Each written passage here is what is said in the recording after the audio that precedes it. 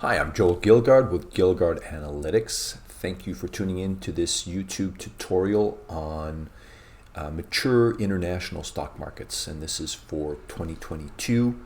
And so we'll be covering the Gilgard Equity Index, which is an average, an equally weighted average of 26 mature global stock markets.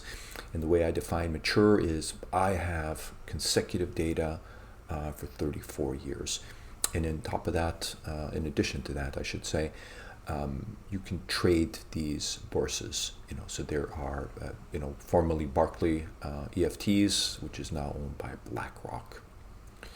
And before we get started, I just want to mention that as many of these indexes are, it is adjusted by the Gilgard inflation adjusted dollar, which just means that you take the USD index and you multiply that by the price of a first-class stamp, by the asset.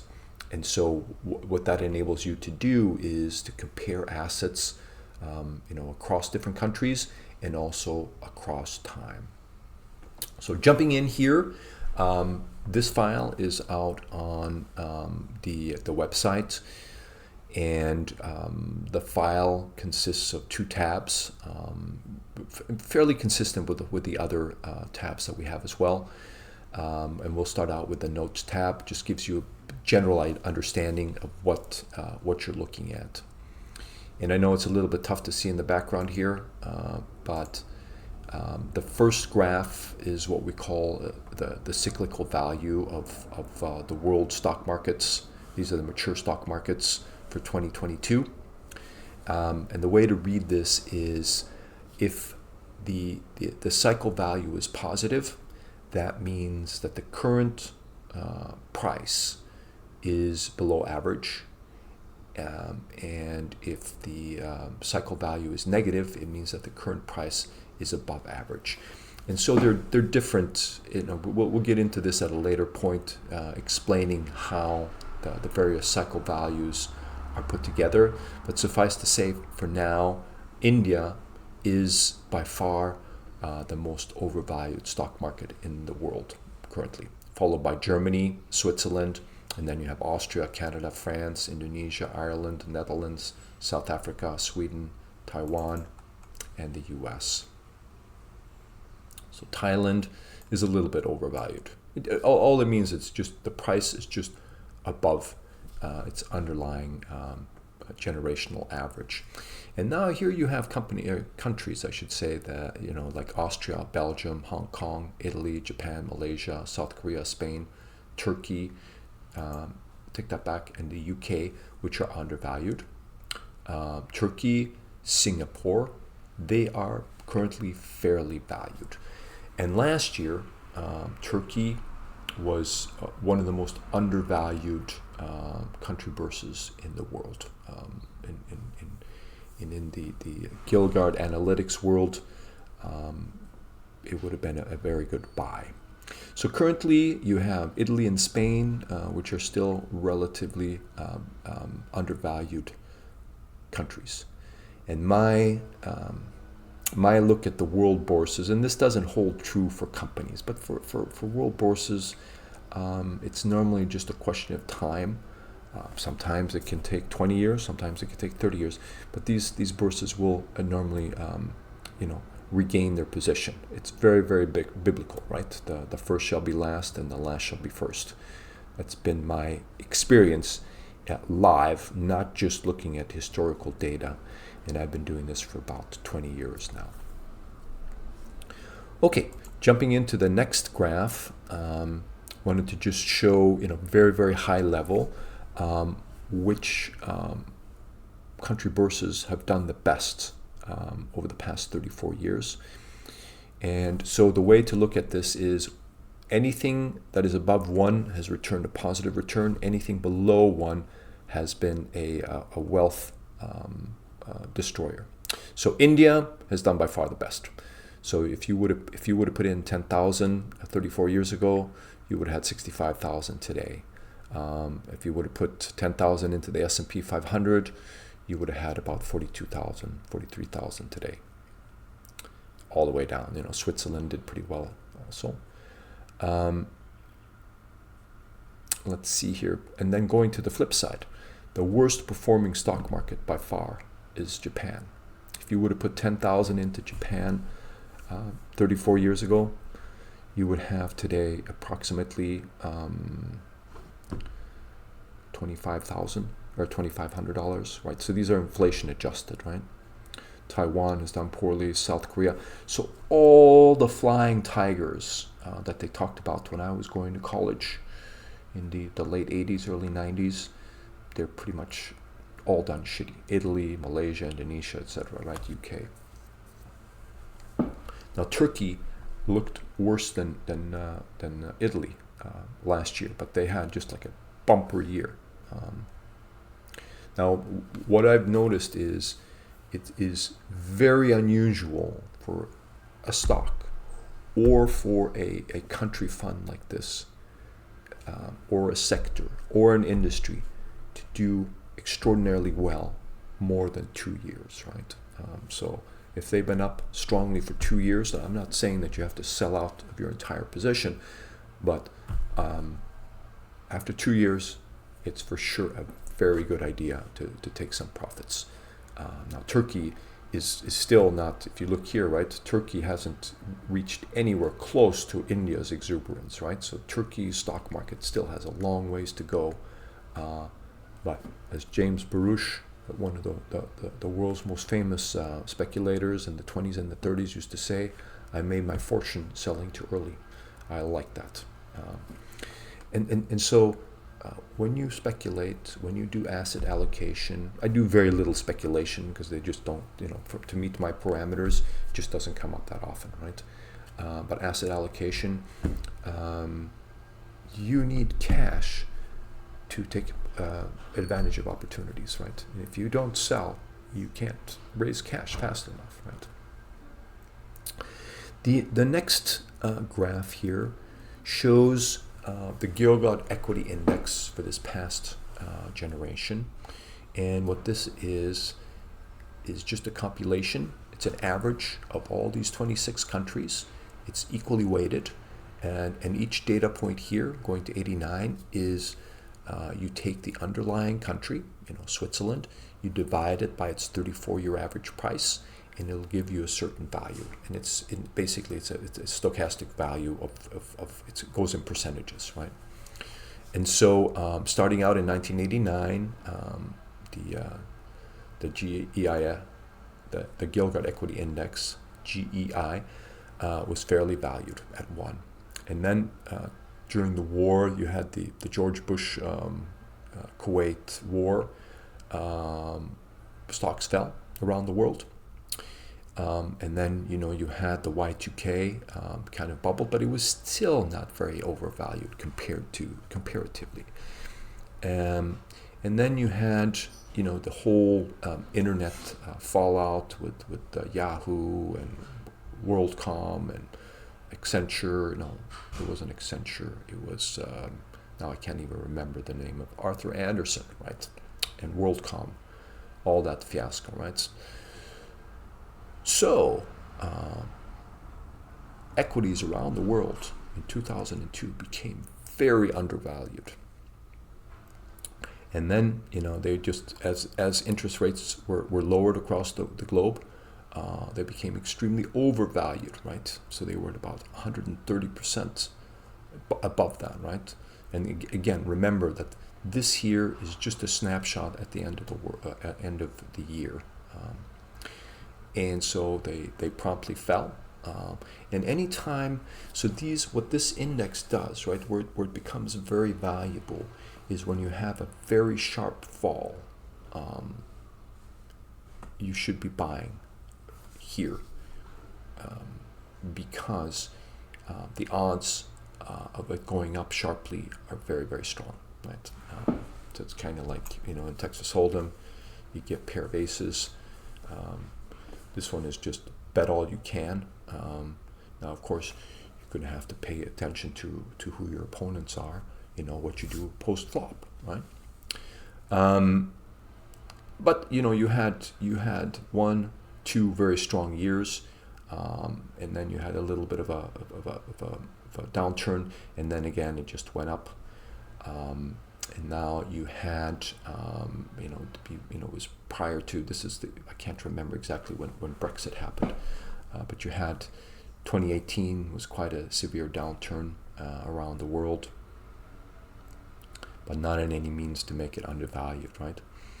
And so post COVID, where interest rates were started to before interest rates were pushed up, you reached about 140. The highest it's been valued in this past generation. And so stocks have come down in value in 2022. I believe in 2023 they've gone up in value. However, the valuation of the US dollar index and the price of the first class stamp has pushed up inflation. So this changes the dynamics a little bit. And then I have the last graph here for you. And this just shows year-over-year returns for 2022. And again, anything above 1 is positive and anything below 1 is negative. And so last year was pretty much a negative return for all stocks. Sweden actually did the worst for these mature markets. Now, Turkey, right, went up by close to 100, so you would have, basically what this means is if you would have put 10,000 in at the beginning of 2022, you would have had about 245,000 at the end of the year. So it was a fantastic year. And as I mentioned earlier, Turkey's doing well this year as well, but it is very unlikely that it's going to do extremely well for a third year in a row. But that doesn't mean that you should sell out your entire position, because Turkey is still relatively fairly valued at this point. So moving into the next tab, the way to read this is there are 3 different sets of numbers here. And, I can already hear people complaining, yeah, but this is so complicated. It really isn't. But you're going to have to put in a little effort to read these numbers, right? So the way to look at this is, we'll pick on Australia here, going back to 1989, and these are unadjusted prices. And what this means is 1650, that is the closing price in 1989 for the Australian equivalent of their S&P 500 in Australian dollars. So what you do then is you pivot down here to the adjusted tables, and in 1989, when you adjust that price, and you average it out for the period, it's at 1326. And so what you can see here, the average price is 1663. So back in 1989, the Australian stock market was, in my book, undervalued. And so you can see here, this is what the Gilgard index does. It converts the price into its 34-year average. So it was at 80% of its average value. And so you add all of these up here. Move over. And so back in 1989, the average price, so it's equally weighted, was slightly above average. Okay, so let's just take a quick peek here at all of these different countries to see where they're at. So Australia, right now, the value is 2018, so it's slightly above average. Austria is slightly below average. Belgium is below average.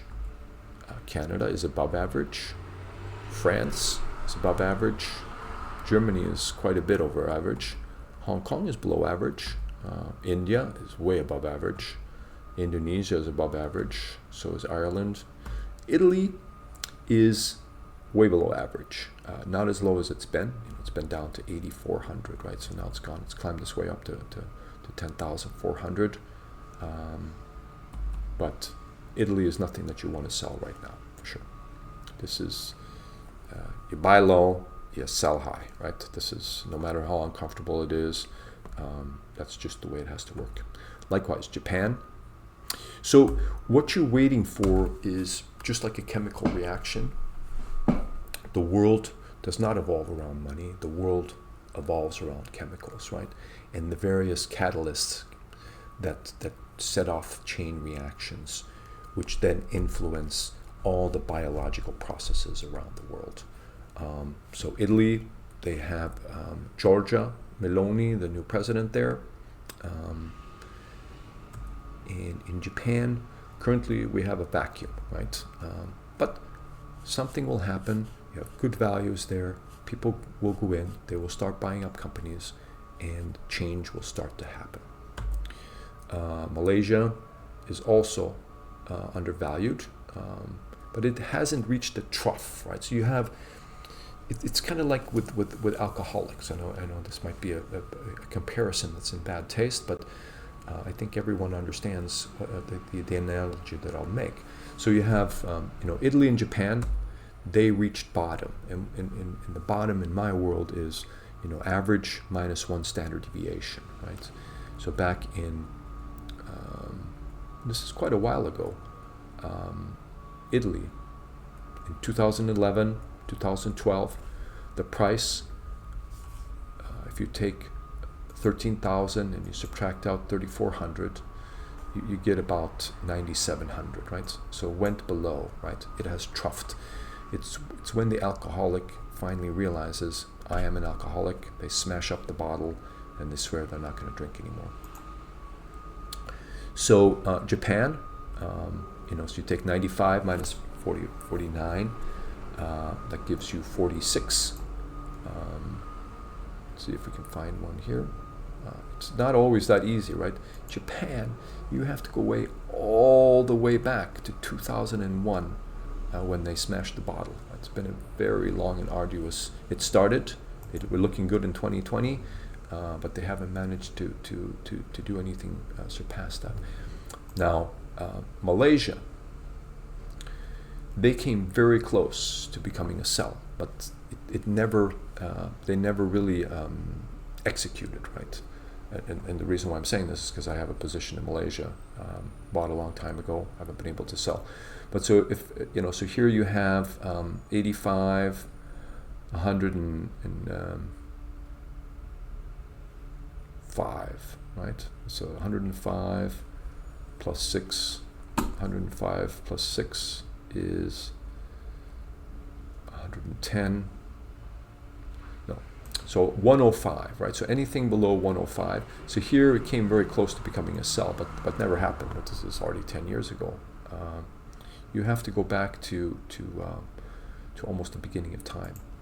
102 here, similar to Japan, just hasn't been able to hit a trough yet. So that's in the making. Netherlands is. Not as overvalued. New Zealand is way overvalued. Singapore is overvalued. South Africa is overvalued.